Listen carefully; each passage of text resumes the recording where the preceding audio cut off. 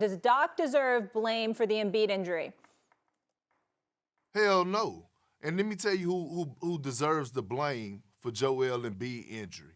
Some of us media people out there, not me, but the people out there that was questioning Doc Rivers about blowing 3-1 leads and getting on him about those certain scenarios that happened in the past. Look, if I'm Doc Rivers, guess what? As long as Toronto got their starters out there, I'm keeping my starters out there until I secure the victory. Because if Doc Rivers or things go south or whatever the case may be, guess what? Oh, Doc Rivers, he's about to blow it again. So look, at the end of the day, Doc Rivers did what he was supposed to do, and it was the timing of the game. Like he said, they went on the run that last minute. He was just about to sub him out. It was unfortunate, but if I'm Doc Rivers, I'm doing the same thing. Matter of fact, I wish a lot of people get off of Doc Rivers' back, but I actually love it because right now, Doc Rivers is about to get in his bag. He showed me signs of it in the Toronto series, but I want people to keep doubting him because I seen Doc Rivers angry behind the scenes for 8.5 years and go out there and show what he's capable of doing,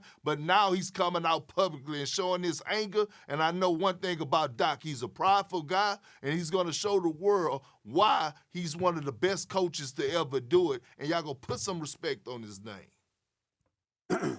Kendrick, you know how far back Doc Rivers and I go. You know how I feel about him. I know. All right, so let me get that out the way first. And I'll touch on what you just alluded to because it's important. I don't think Doc Rivers is to blame for Embiid's injury either.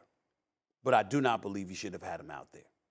I believe that if you up 29 with Joel Embiid's injury history, the fact that there's always something that happens to him, I think he's one of those dudes that you get the hell up out of there as soon as you possibly can, because you never know what's going to happen to him. I mean, listen, that brother might mess up his fingernail walking to the scorer's table. We don't know what the hell's going to happen to Joel Embiid from game to game. I mean, that's just the way it is, and I'm not disrespecting him in any way. He's my vote for league MVP. I think he's great for the NBA. I think he's a preeminent face in the NBA, and he should be because his personality matches his game, and I think we all love him. We all respect him. We all revere the greatness that we're witnessing. He's one of the great big men to ever play the game of basketball. That's Joel Embiid. We understand that. But he's injury prone.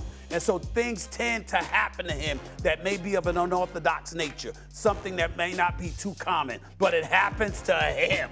And that would have been enough for me with approaching. It doesn't have to be 29. It could have been 23. It could have been 20. There's 4 minutes left. I want to sit up there and give him a break and see what my team's going to do without him. And then if I have to put him back in, I'll put him back in. But he's one of those guys I want to get out of there as soon as I possibly can, just because of what happens to him. Having said all of that, let's address this Doc Rivers situation for a second. Doc Rivers appears a bit defensive.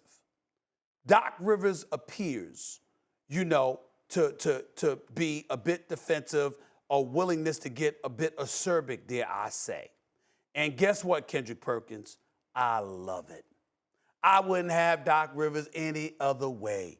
Continue to be that way, Coach, because let me tell you something. As a person that worked in Philadelphia for 17 years, that city respects that. When you sit up there and you go right back at them, but you go back at them with knowledge compounded on the attitude that you might have, I think that's a beautiful, beautiful thing. Doc Rivers shouldn't be any different than what he is, but we have to understand why he might be that way. Not everybody. Not most. I don't know the names or whatever. I'm just talking about from a cultural standpoint. There's people in Philadelphia trying to get Doc Rivers fired. Let's call it what it is. I'm not asking y'all. I'm telling y'all. I worked in this town. When you see storylines about Mike D'Antoni, who coached in Houston, who James Harden loves and Daryl Morey loves and all of that other stuff, you don't hear those names coming out in the Philadelphia media by accident. Somebody leaked that information to those reporters. These reporters ain't making stuff up. I'm telling you what I know. This is Philadelphia here. They ain't making it up. They're getting it from somebody who's got an agenda, and they want to set the narrative that it's already in play. So if you decide to bounce Doc Rivers up out of there, you understand?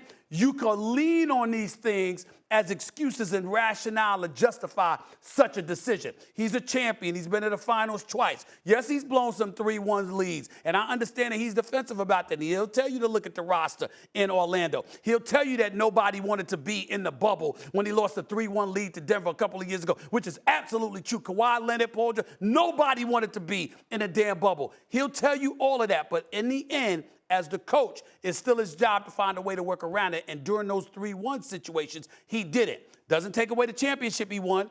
Doesn't take away the Game 7 finals that he lost to L.A. where Kendrick Perkins was hurt. And if that starting lineup had been in place, you might have beat the Los Angeles Lakers. Let's not forget all of that. Preaching today. This man knows, Doc Rivers knows what the hell he's doing. And so when I look at it from that standpoint, and I consider him to be one of the great, great coaches to ever coach in the NBA, you've been around 23 years. My only thing, and I'll close by saying this, all of those things I agree with you about, and I don't think that he should be out as the coach no matter what happens to the Philadelphia 76ers this year, because I think they're about to lose to the Miami Heat. I still think he should remain the coach.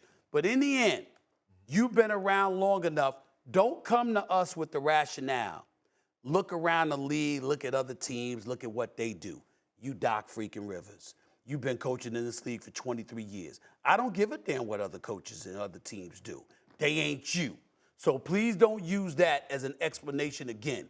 You Doc Rivers, you do what you do, not what somebody else or not what's conventional. And that's all I got to say about it. We got a bump. I need a yes or no, one-word answer, yes or no. Is Philly done? Perk? No, I think this No, series one word, is going Stephen A. 7. I haven't picked. Stephen A? Miami in 6. Thanks for watching ESPN on YouTube. For live streaming, sports, and premium content, subscribe to ESPN+.